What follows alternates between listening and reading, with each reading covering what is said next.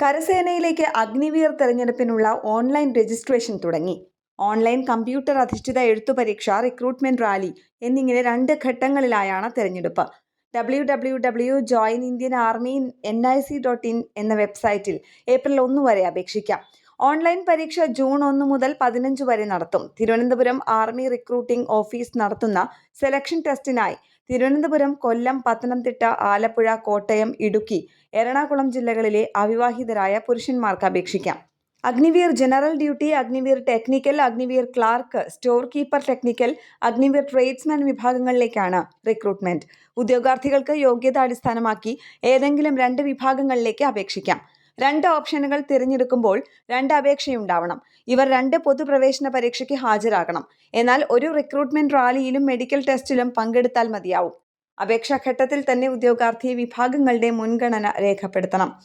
Recruitment rally പൂർത്തിയായ ശേഷം അന്തിമ ഓപ്ഷൻ നൽകാം. 10ാം ക്ലാസ്, 12ാം ക്ലാസ് ബോർഡ് പരീക്ഷകളിൽ പങ്കെടുത്ത ഫലപ്രഖ്യാപനത്തിനായി കാത്തിരിക്കുന്നവർക്കും അപേക്ഷിക്കാം.